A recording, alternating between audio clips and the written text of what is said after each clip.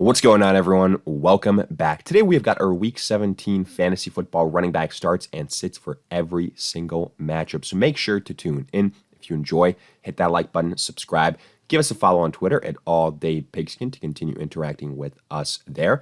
And let us hear it in the comment section. Do you agree, disagree, along with any other questions you guys might have? We will do our best to answer them all.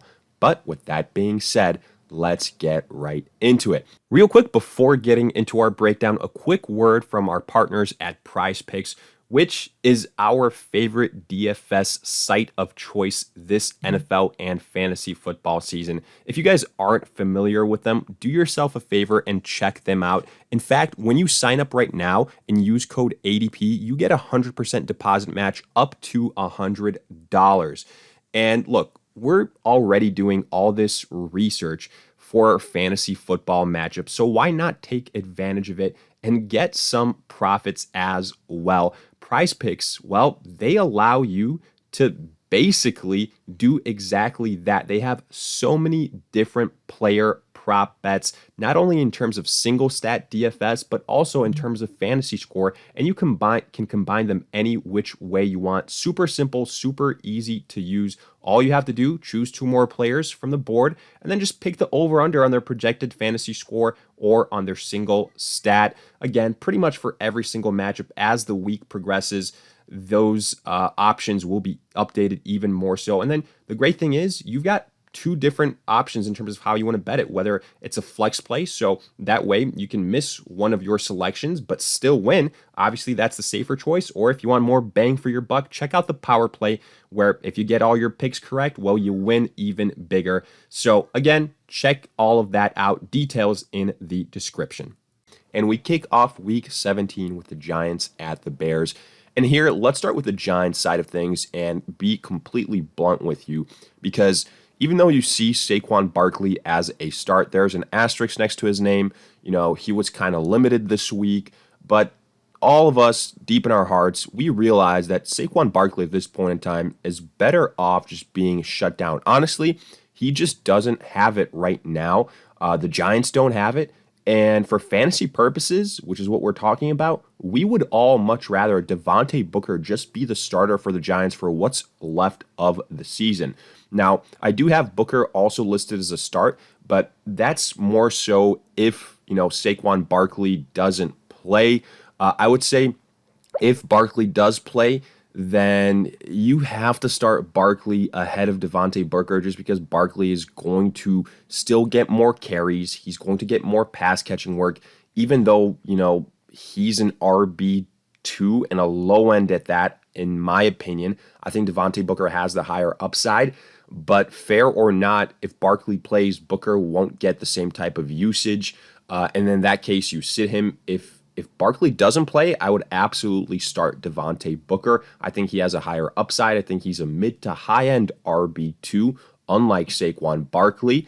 But let's move on to the Bears. And here, this is where you have the smash play of this matchup. Montgomery is better than every Giants running back involved, not only because, well, he's facing this Giants team that's in complete disarray, not that the Bears aren't, but, Montgomery doesn't have to contend with anyone else. He has the pass catching upside. He has the rushing upside. He gets actual usage.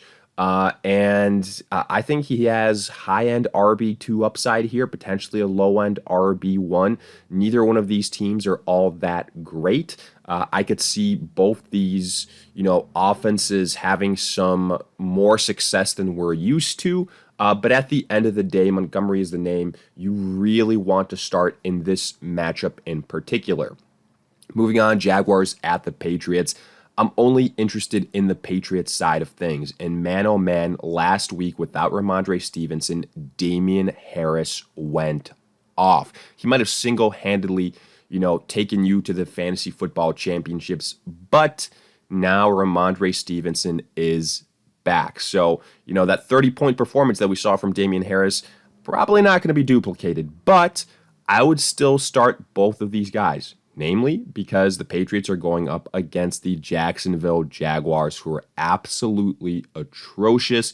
I think this is going to be a run-heavy game script, and I think both these guys can have success. Now, Neither one, in my opinion, has RB1 upside like Harris did last week. I think both guys, are going to get you probably between 10 and 15 points. But especially in standard scoring leagues, I think that's nothing to really frown about. So I don't mind either of those options. For the Jaguars, unfortunately, James Robinson last week, Achilles injury, he's done for what's left of the season. Carlos Hyde, IR. So we're left with Dare Ogunbowale. And here, a lot of people probably spent some decent fab on him, picking him up on waivers, but I hate this matchup here for the Jaguars, especially for the Jaguars' rushing attack. The Patriots have a pretty stingy defense. I think the Jaguars are going to struggle putting up more than 14 points, something like that. And I wouldn't be shocked if they have to kind of abandon the run. So even though he's kind of the last man standing and he had a decent performance last week, keep in mind who the opponent last week was. Cough, cough, the Jets. Now it's the Patriots. I would be sitting the Jacksonville backfield here versus the Patriots. Moving on, we've got the Rams at the Ravens. And for the Rams, it's pretty much really only down to one name, and that is Sony Michel. Darrell Henderson done for the remainder of the regular season. But somehow, some way, Cam Akers was activated by the Rams. That's absolutely mind-blowing considering, the Achilles injury that he had. But even with that being the case, I would be honestly shocked if Akers got some actual, rushes here or, had a chance to do really anything meaningful. Right now, it's Sony Michel's backfield, just because of the injury situation. But, kudos to him. He did what he had to while Darrell Henderson was injured, kind of earned the backfield towards the end of the season. I think in this matchup, he is a high-end RB2. For the Ravens, Devonta Freeman, I will say I don't like Freeman's upside as much without Lamar Jackson starting, which is kind of the situation it's trending towards right now yet again. You've got probably Huntley starting, but I think Freeman still has some, low-end RB2 upside. He's been having touchdown success. He's getting used in the red zone. So from that perspective, and especially if you're in a PPR format, I think he can get you 10 points. But again, I don't necessarily love the matchup. You could convince me either way on Devonta Freeman about a potential sit as well. Sony Michel, though, is the guy that I really like in this matchup. Moving on, we've got the Bucs at the Jets. Only one name that I'm remotely considering here. That is Ronald Jones. And yes, I know what people are going to say. Well, Keyshawn Vaughn had a 55-yard touchdown last week. All right, calm down.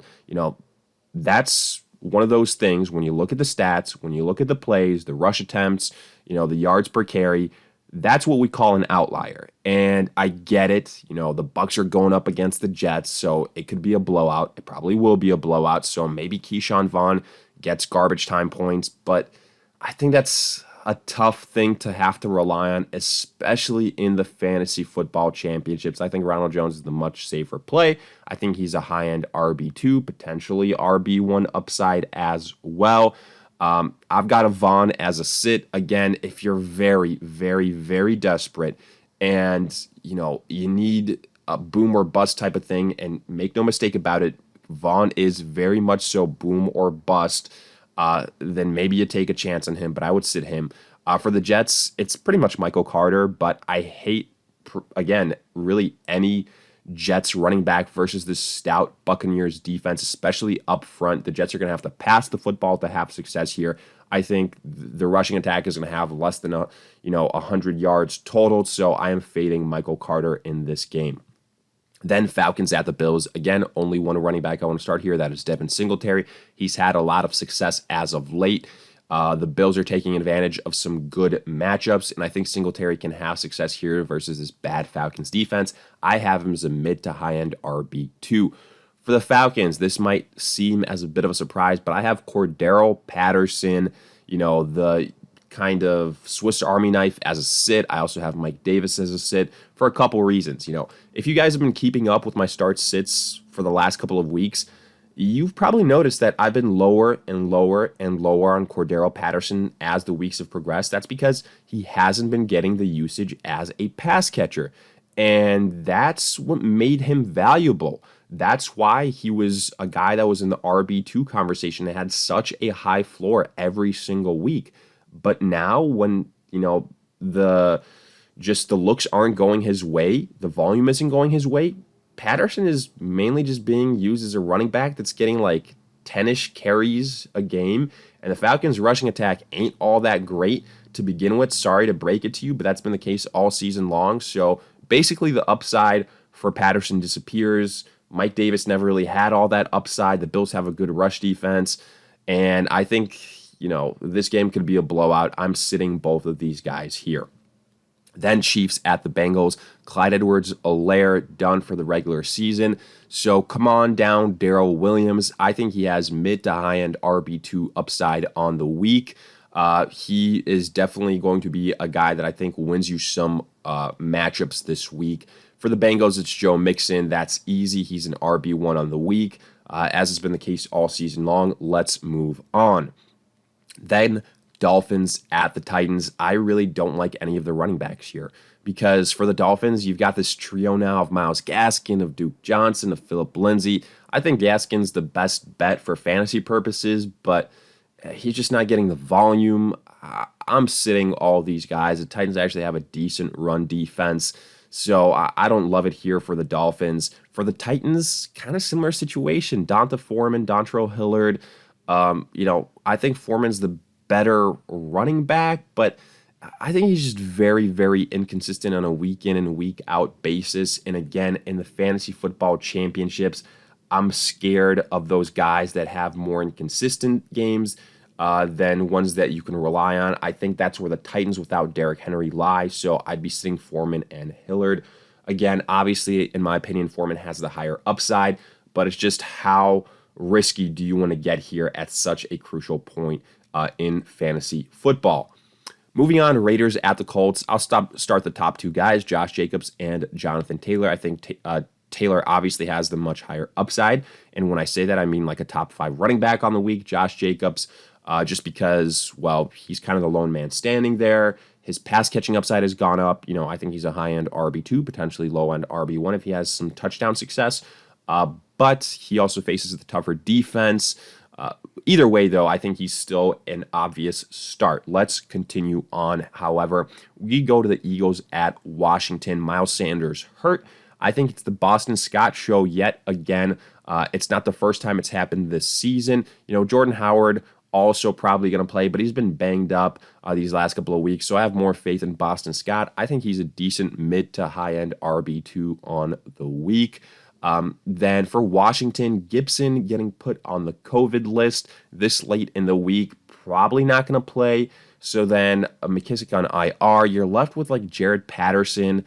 I don't love the situation here for Washington. I think this offense has been really bad as of late. And the first time they played the Eagles, they were gifted some, good opportunities via bad turnovers from the Eagles. I don't think it happens here. I think Patterson, again, is way too risky of a play considering we don't know how the usage is going to go. So I'm basically, unless Antonio Gibson miraculously somehow isn't unavailable or isn't on the COVID list, I'm just fading everyone for Washington. Afterwards, Broncos at the Chargers. I'll actually start Melvin Gordon and Javonte Williams. The Chargers defensively, they have not been all that great versus the run all season long. These two teams know each other well. I think the Broncos are going to be a little bit better than people expect in this game.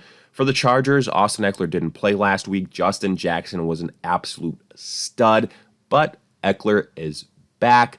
And, you plug him in as an RB1, that's pretty much a done deal. That's been the case all season long. He's a top 5 running back, especially in PPR. Justin Jackson, unfortunately, when Eckler is available, he's pretty much just in the handcuffed category. Then Texans at the 49ers. I have Rex Burkhead as a start, but that's only if David Johnson doesn't play. He's back on the COVID list, so we'll see what happens if he plays or doesn't play. If he does play, then I'm benching both Burkhead and himself. Burkhead had a huge week last week. I wouldn't look for him to duplicate that. Even if Johnson doesn't play, I do want to point that out. But it's one of those situations where if he gets the volume, you could do worse.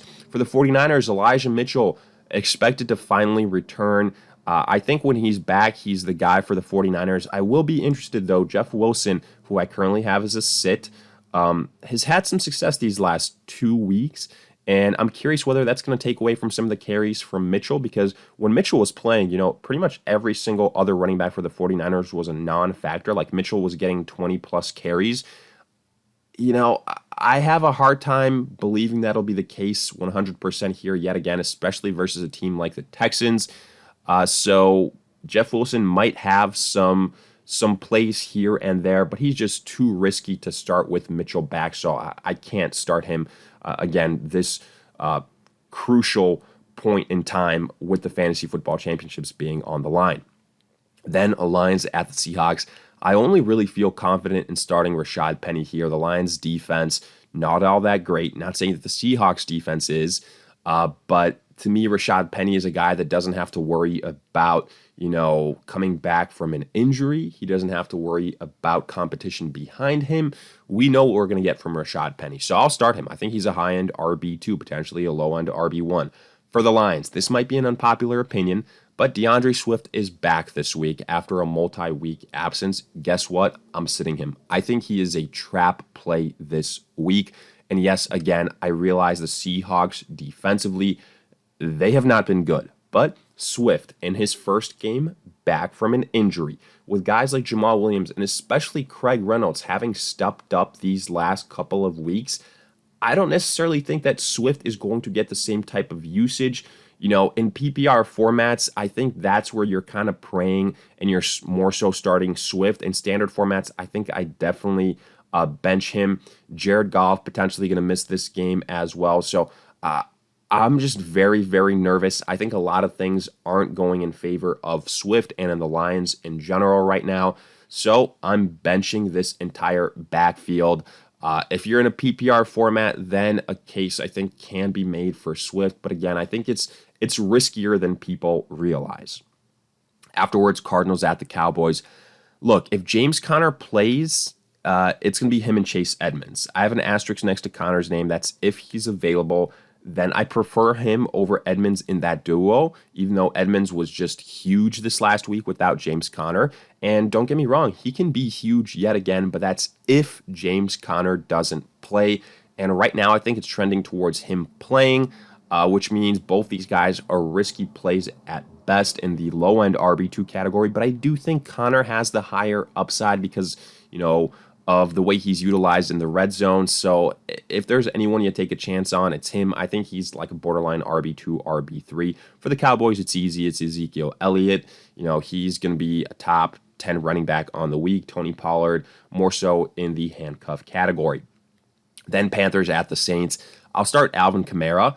I think he can have some success here just because the Panthers are absolutely awful. Now, what does have me worried is that Taysom Hill probably going to be the starter again for the Saints, which means that it's going to be a lot of gadget plays with Hill and just, not utilizing Kamara how the Saints should, which means he's not an RB1. He's in the RB2 category. I think mid-level RB2. The saving grace is the Panthers are awful, so giving you some upside there. For the Panthers, this is kind of interesting. Sam Darnold expected to get the start here for Carolina. So the last couple of weeks where Chuba Hubbard has been an absolute non-factor, you can make the case here that, he could potentially get more usage and have higher upside than weeks prior where Cam Newton was the starter because Cam was getting the most rushes out of anyone on the team. Hubbard now, the question is, do you trust him versus a stingy Saints defense? And with a Panthers offense that has been absolutely broken, I still tend to say no. But I do think here, if you're very, very, very desperate, then Hubbard could be, just a complete dart throw, boom or bust type of guy that has higher touchdown upside with Sam Darnold now back. So that's just something to consider. Afterwards, Vikings at the Packers. I'll start Dalvin Cook. Yes, Kirk Cousins probably isn't going to play here. He's on the COVID list, but I still don't think that's going to impact Dalvin Cook too much. For the Packers, though, with Kirk Cousins not playing, I could see this getting kind of in blowout territory. And I'd start Aaron Jones and A.J. Dillon. Obviously, I feel more confident about Aaron Jones, but I could see A.J. Dillon getting some play in the third, fourth quarter, something like that. And I think that gives him some like RB2, RB3 upside on the week. And then I would sit Alexander Mattison with Dalvin Cook back. He is in that handcuff category. And then finally, Browns at the Steelers. I absolutely love Nick Chubb this week. I think he can finish as the RB1 on the week because Kareem Hunt, he's banged up. D'Ernest Johnson, he doesn't bring as much to the table as Kareem Hunt. Steelers haven't been good at stopping the run. I think Nick Chubb is the Browns offense. I think he goes absolutely bonkers in this game, like 30-plus points. That's my prediction. For the Steelers, Najee Harris, he's been disappointing as of late, but you continue to have to start him because he is the guy for the Steelers. Like, he's going to get the most carries. He also gets some pass-catching work. So you start him for the upside, but again, he's kind of got a low floor, so keep that in mind. I think he's more so in the RB2 conversation. But with that, we wrap up our Week 17 fantasy football running back starts and sits for every single matchup. As always, let us hear it in the comment section. Did you agree, disagree, along with any other questions you guys might have? We will do our best to answer them all. If you enjoyed, hit that like button, subscribe, give us a follow on Twitter at AllDayPigskin to continue interacting with us there. And in the meantime, we'll see you guys in future videos.